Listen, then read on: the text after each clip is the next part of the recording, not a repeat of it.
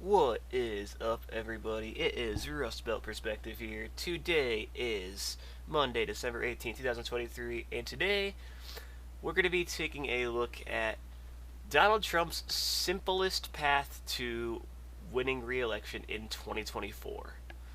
Now, not necessarily the way that most think it's going to go down the exact way, or even the way I think it'll go down, but a very realistic possibility that would allow Donald Trump to win in 2024. And all it is Trump holds all of his own from 2020, his 25 states plus Maine's second, and he flips just two states in Georgia and Pennsylvania. By flipping just those two states, Trump gets the 270 he needs to win in 2024. And looking at some of the polls, that is completely realistic.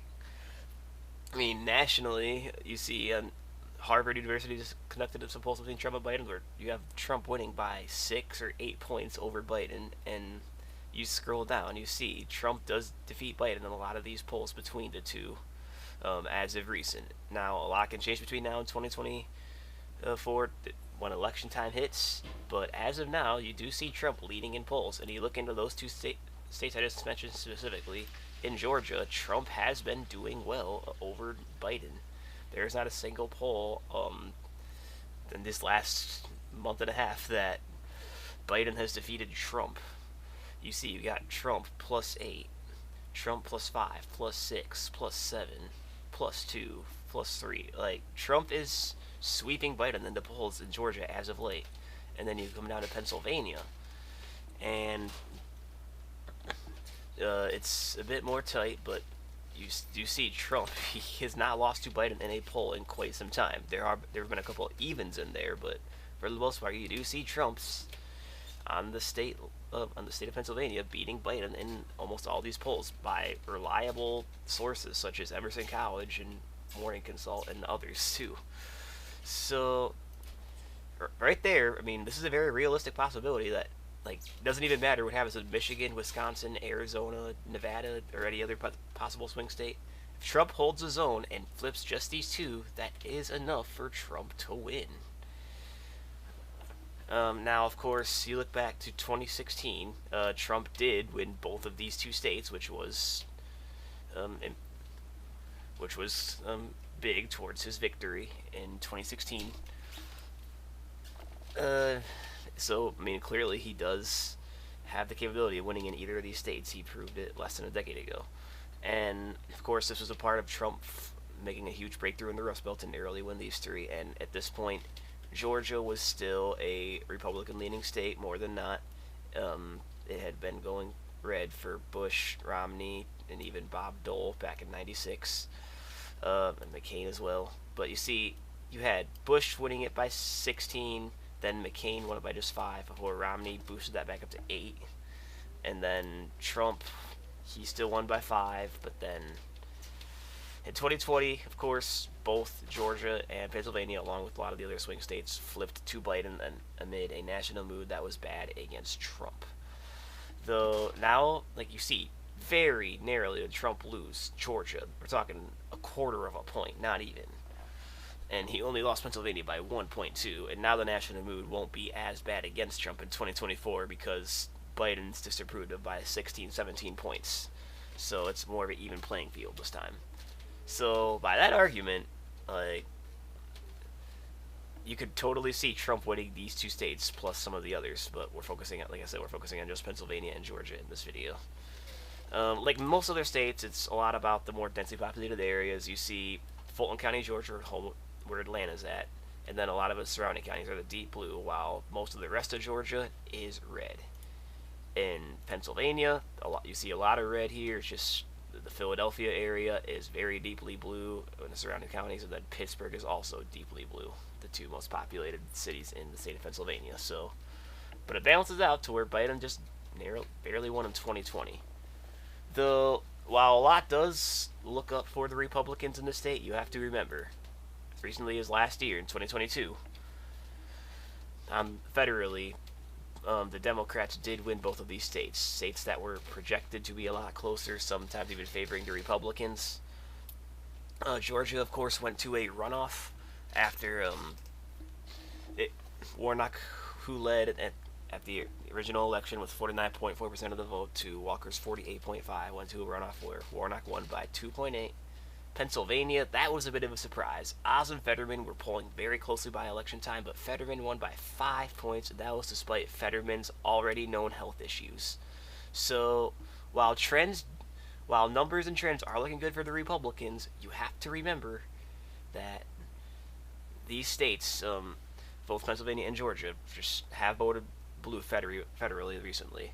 In addition, just this last month, Pennsylvania, statewide, they did vote in a Democratic Supreme Court justice for their state of Pennsylvania, and Dan McCaffrey, over the Republican. So, statewide, this state of Pennsylvania is still continuing to go blue, more than not.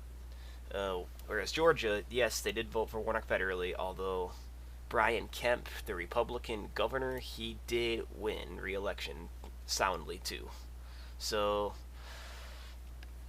Georgia is more purple, while Pennsylvania has been leaning more blue recently as far as actual voting results have gone. The last time I guess either of these states went blue federally was in 2016. 2016, Pennsylvania voted for Toomey by 1.4, re-electing him, while, of course, I just showed you they voted for Trump by 0.7. And this, of course, 2016 was a bad year for the Democrats, and on the Senate map, Pennsylvania was the final blow for them. Ron Johnson by 3.4, you had Blunt win by 2.8, and then a lot of other states that were supposed to be competitive, like such as Indiana at the time, North Carolina, those soundly went to the Republicans. But the 1.4 points for Toomey was the final blow for the Democrats in a bad year of 2016. Of course, Isaacson was popular back then. He won handily in 2016. And of course, on the presidential level, of course, that was not a good year for them. 2020, of course, you had this whole situation in Georgia where the Democrats got some big victories here to win the control of the Senate. And in 2022, like I just showed you, federally they went blue.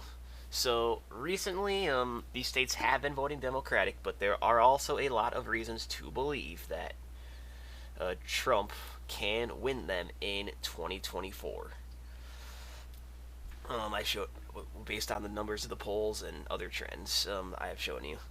But another thing too, Trump does have a lot of legal trouble in Georgia right now, so we'll see if that comes back to hurt him in this swing state at all, and if so, by how much. But like, this shows you that Trump is not far off from a victory over incumbent President Biden at all. Biden is disapproved of by 16, 17 points. And he literally only is 2 states away from a victory. Like, 2 realistic states, that is. Because, I mean, he could flip California, but you know that's not going to happen. So, like, Trump does have a simple and very realistic scenario towards winning re-election in 2024.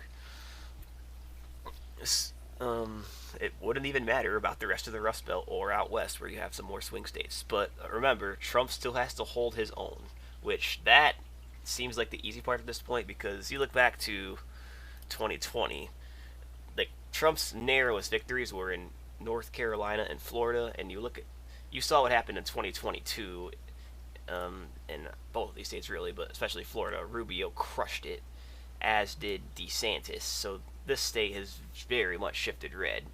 So it's going to be tough for Biden to win here after it. He didn't in 2020, and it's only gone further red.